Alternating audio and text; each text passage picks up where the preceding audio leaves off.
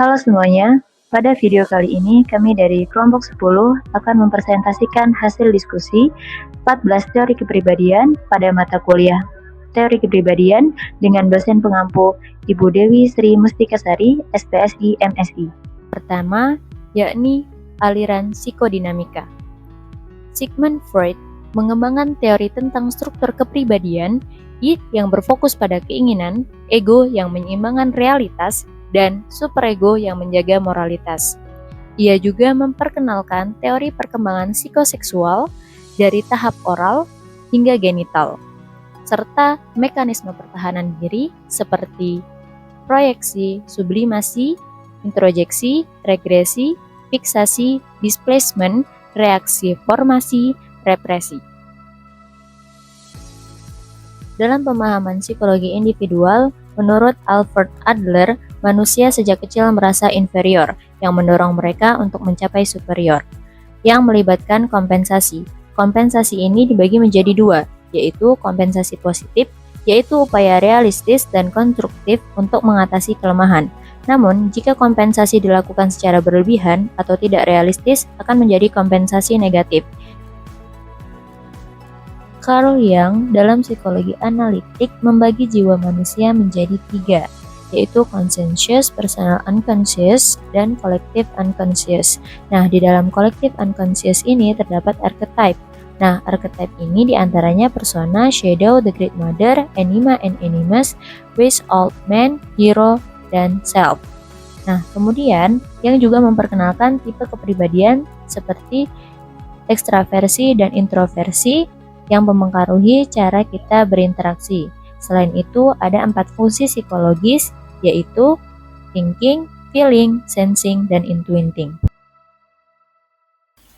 Karen Horney menjelaskan bahwa kecemasan lahir dari rasa takut terhadap dunia dan kebutuhan emosional yang tak terpenuhi.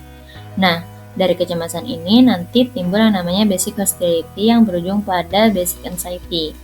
Ia juga mengidentifikasikan bahwa ada 10 kebutuhan neurotik yang nantinya bisa memunculkan 3 tren neurotik, yaitu moving toward people, moving away people, dan moving against people.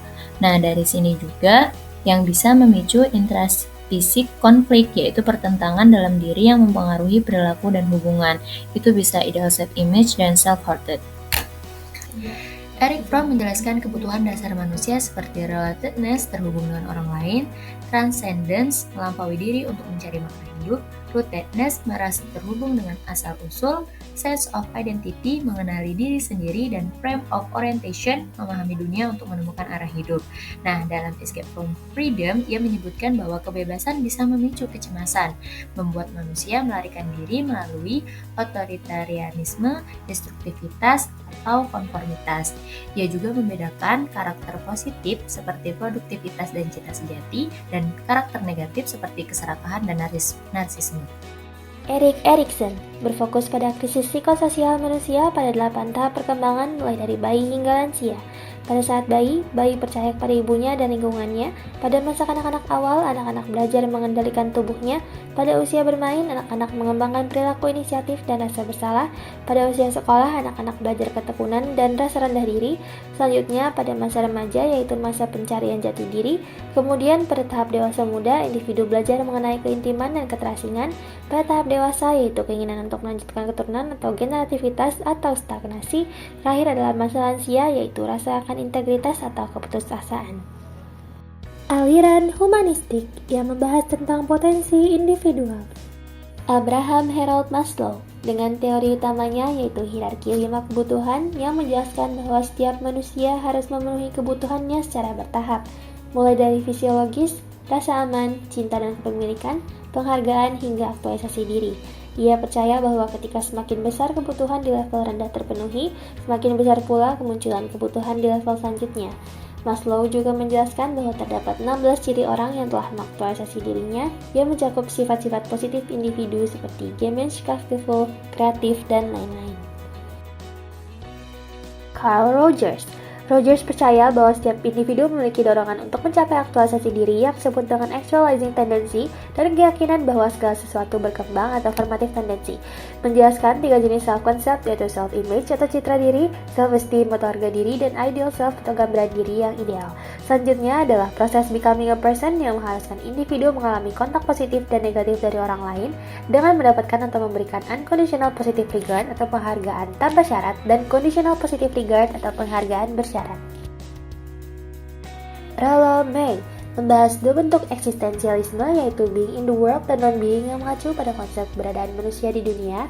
Selanjutnya terdapat 3 jenis guilt atau perasaan bersalah yaitu wealth karena keterasingan dari alam modern, mid-wealth karena gagal memahami kebutuhan orang lain, dan wealth karena gagal memenuhi potensi diri.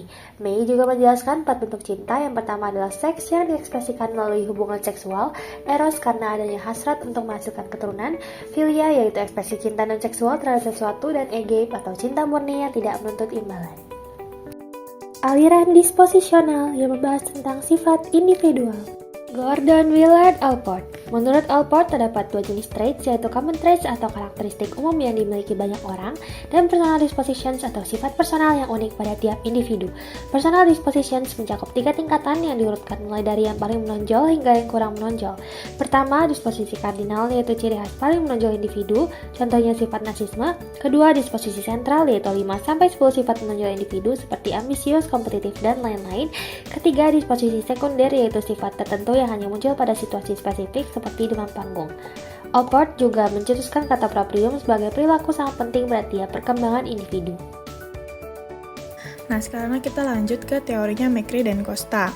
Di sini kita itu belajar tentang teori Big Five Personality yang menjelaskan bahwa kepribadian terdiri dari 5 dimensi utama, yaitu openness, conscientiousness, extraversion, agreeableness, dan neuroticism. Nah, di mana dimensi ini tuh mencerminkan pola pikir, perasaan, dan tindakan individu yang konsisten sebagai perbedaan individual.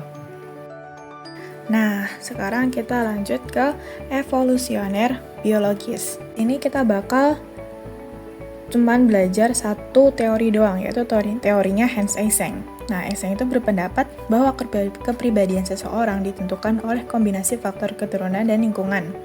Eysenck juga berpendapat bahwa dimensi kepribadian terdiri dari 3 faktor, yaitu faktor E, extraversion, faktor N, neuroticism, dan faktor P, psychotism. Itu di teorinya Hans Eysenck, dan sekarang kita bakal lanjut ke pembelajaran sosial dan kognitif.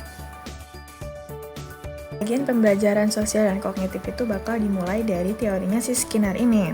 Nah, teori of conditional Skinner ini di mana perilaku dibentuk melalui reinforcement penguatan untuk meningkatkan perilaku dan punishment hukuman untuk mengurangi perilaku dengan penggunaan stimulus positif atau negatif sebagai konsekuensinya.